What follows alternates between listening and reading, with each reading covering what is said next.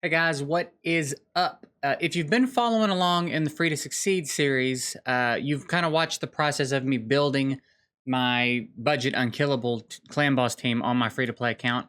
If you're not watching Free to Succeed, I upload every morning in a series called Free to Succeed. It's where we play the free to play account, and it's kind of podcasty. It's not always the most eventful series, if I'm honest, as far as raid content goes. Sometimes I'm just kind of talking, and then sometimes meaningful stuff does happen.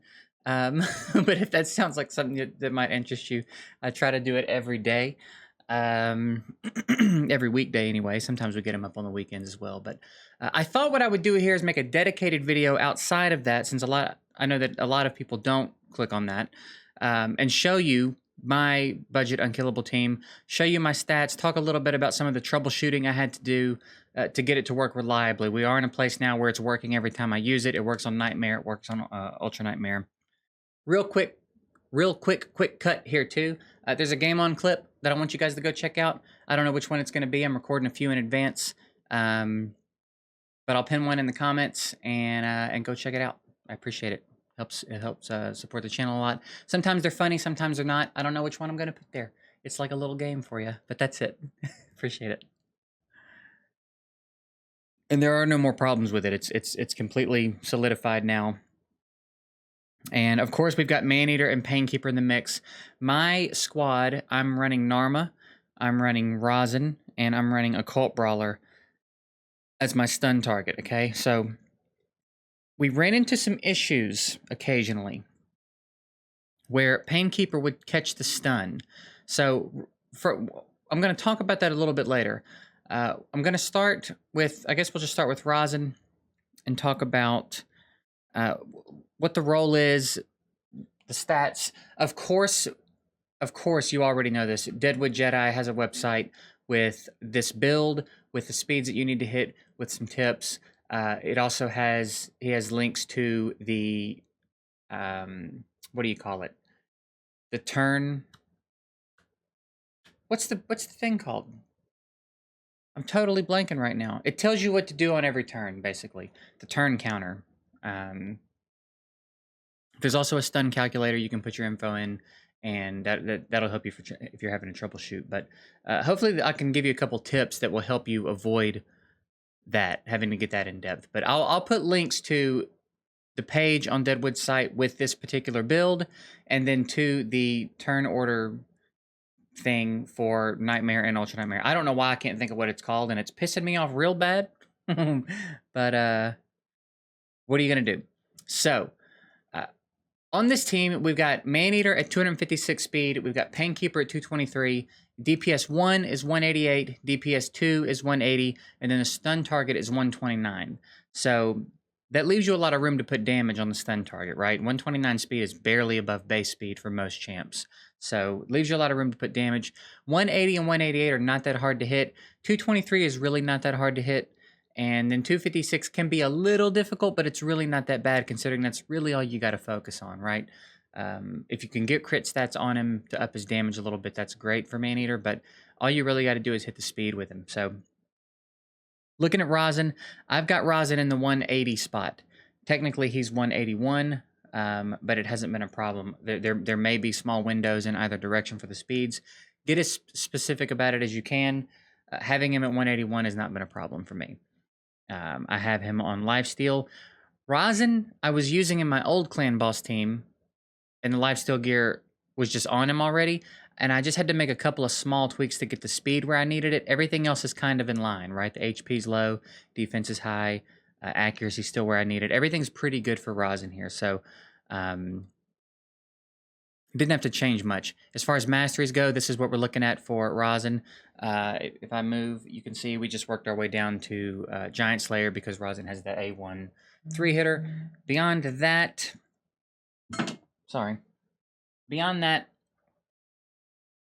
pretty standard stuff, right?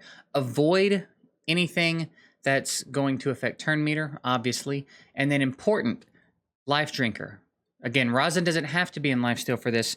You'd want Life Drinker on everyone here except your stun target. That's important. That's a big thing that I did not do at first. So important tip number 1 for this, have Life Drinker on everybody except your stun target. So in our case, Occult Brawler, okay? Make sure that you do that. That's going to really help keep the HP balances in a place that are going to draw the stun to your stun target, okay? That's one of the very important things that you need to make sure that you do. So there's Rosin. Again, we have no damage stats on Rosin right now. We will look to change that eventually, but for now, this is what we're looking at. Still fine. Gets the defense down and weaken up. Gets the Giant Slayer procs. Still does pretty good damage. It's fine. Narma coming in the next spot. We've got just a couple of random sets, right? Perception, crit rate set, and then some broken pieces. She's in the 188 spot. She's the faster DPS spot. And we've got a ton of accuracy on her. Probably more than needed, but it worked out. Crit stats, we were able to get the crit on her, so she's putting out pretty good damage on top of the poison, sensitivity, and then she's got the debuff extension on the A1. We can disable the A2 in the AI override now, so that's really nice. We can now keep her from putting up that attack down and stealing a debuff spot. Now she's just putting up poison and poison sensitivity, and she's just extending debuffs with her A1. She's no longer doing her A2, so that's really nice. As far as her masteries go, fairly similar, right? We can mess with her cooldowns. It doesn't matter because she's just catching the buffs. Nothing she does is reliant on anything. It's none of it's crucial. So we can affect a not turn meter. Her cooldowns don't affect her turn meter though. Stay away from anything that's turn meter related. We can extend debuffs, all that stuff, and then over here we just work her down to War Master, and again make sure she gets Life Drinker. That's going to be important because they are all going to be low health. And when they hit below 50% health, Life Drinker will proc, push their health up a little bit, keeps the Occult Brawler's health under everybody else's, and percentage-wise, and again, make sure that he catches the stun. Next, we got Maneater, 256 speed. Just whatever pieces I had that got him there is what we used. And we got a little bit of crit rate on him, not a lot of crit damage. And then again, once you hit the speed, doesn't really matter what else you do with him, right? Masteries, Life Drinker, War Master. Didn't even bother doing anything over here. He doesn't need anything over here. I don't need Lore of Steel. I don't need any of this for him, right? Life Drinker, War Master are the big things that we want to make sure we have on him. I could probably come over here and work him down to like this to Retribution or something. I would just have to be careful about how I affected the rest of his stats, and again, make sure that we're not doing anything with the turn meter. But there's that. Occult Brawler. We've got decent crit rate, decent crit damage, enough accuracy to throw his poisons up, and then HP. We kept his defense as low as possible. It's important. You want to keep his defense really low. He also needs to be the highest HP on the team. However, he needs to be below 50,000 HP. This is something, I had him at like 51, 52, and my run kept getting screwed up. I had a few people tell me having him under 50,000 solves the problem. It did. It solved the problem. That was the last tweak I had to make, and I think I've run it 6 or 7 times in a row now, and it's been flawless. Seem to fix the problem, right? Another thing in his masteries, I also put him on a counterattack set, just because I figured why not. In his masteries, again, no Life Drinker, work him down to War Master, and then his defense tree like this helps. He's going to soak some of the damage in. Again, anything we can do to keep his HP percentage lower than everyone else's, we need to do. So the defense tree, you can work him down in this fashion and give him this, and it'll be helpful, and nothing else over here affects it. Nothing bumps his defense up. Nothing is going to screw anything up if you work his defense tree down like this, okay? So just get him down to War Master, copy this defense tree, and then make sure that you keep his defense low, and he's the highest HP on the team. Now, you'll when you're looking at Deadwood's site, there's some things about you don't want to be a certain percentage over Painkeeper's health because Painkeeper needs to be the second highest HP on the team. So if we look at Occult Brawler, he's at 49.7. If we look at Painkeeper, she's at 47. So about 2,000, right? 2,700, I guess. Higher. Doesn't need to be a ton higher, right? She just needs to be, I think it's 5 to 10% below whatever he is. And that'll be good. So again, hit the speed, get the crit stats on him if you can, make sure he's got enough accuracy, highest HP on the team, lowest defense on the team. By far. Lowest defense by far. Do everything you can to avoid putting defense on him. And then Painkeeper. Again, whatever you've got that helps her hit the numbers. As far as speed is concerned, HP is concerned, you do want to shoot her defense up a bit, as you know, other people on the team when possible. It doesn't have to be crazy, but it does need to be a few hundred higher at least than a cult brawler. And then for her masteries, Life Drinker, War Master, and I haven't even bothered with anything else yet. Right? With her, you kind of want to avoid retribution. No, you want to avoid retribution because you don't want her counterattacking a bunch because you don't want her affecting her turn meter too much, right? She, you know, she'll do it when she A1s by default, but it's not going to knock it out of order. If she's counterattacking with retribution, she may knock herself out of whack. So, Life Drinker, War Master, I wouldn't bother with the rest of it, honestly. Unless someone has some tips on something that'll up her damage a little bit, but that's that. So that's what they look like. And getting the two big game-changing things that made it work reliably were, I think, getting Selfless Defender on a Cult Brawler and getting him back under 50,000 HP. That seemed to be the magic move right there. Other than that, again, follow along with Deadwood's site. I will link both of those things below. And then I'm going to link the turn meter, not turn meter, the turn order. What's this damn thing called? You guys are going to tell me in the comments, and I'm going to be pissed off that I don't remember what this page is called. You know what I'm talking about. It's got all the different colors of everybody's turns and what skills they're using on which turns. And I can't remember what it's called. But I'll link it below. And again, it works on Nightmare. It works on Ultra Nightmare.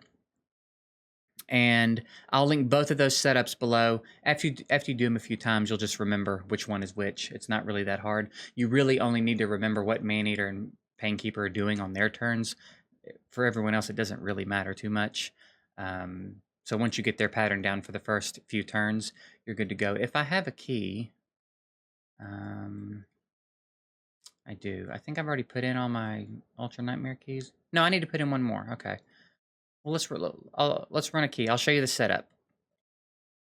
I believe I was told that for this particular team, it doesn't matter who the lead is, but none of their leader skills would matter anyway. So for this one, straight out of the gate, you're going to A3 with Maneater, A1 with Painkeeper.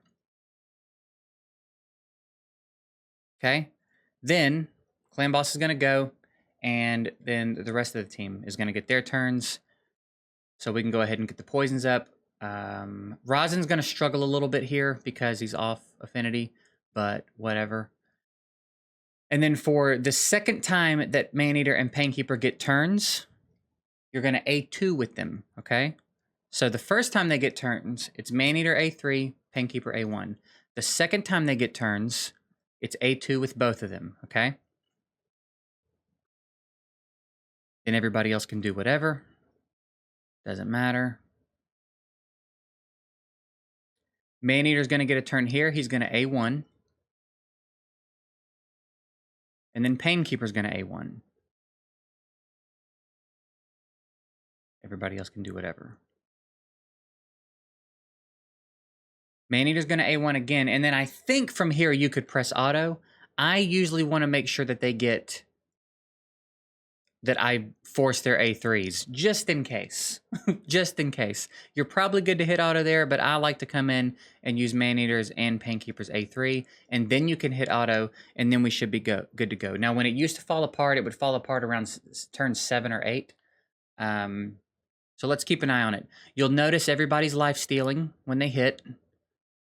Rosin's going to do it every time, but they're all below 50% HP, so now with they're all pumping their HP up so that it's a much higher percentage than Brawler, right? So now Brawler's going to catch a stun because he's got the lowest HP percentage. Everybody else is kind of life-stealing their way back up to safety. We're good to go. Maneater's going to get his A3 off before the clan boss gets a turn here.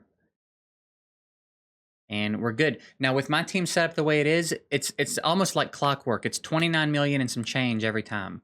They hit 30 and some change earlier today, but usually it's been 29 and some change. So somewhere right around 29, 30 million. And I've got a lot of room to up my damage. I feel like if I really focus this and I'm careful about the adjustments I make, I can turn this into a 2-key really quickly. So that's going to be something we're going to be looking to do. Again, without changing the values of everyone's HP and defense too much. I'm going to try to get the speed up, but... right there, that's where it would have usually would have fallen apart if it was going to. it's not going to. It's as reliable as the Bat Eater now for me at this point. I've not seen it. I've not seen it fail yet. So that's it. That's how we're looking. Hopefully this gives you a little bit of a guide. It's a little bit trickier to set up, right? It's not as cut and dry as the Bat Eater. You don't just like hit your speeds and you're good. There is more work to be done here. So I know that there are other videos on it too. So hopefully this is another video that just adds to the pull, gives you another reference point, maybe some stat thresholds and things to hit.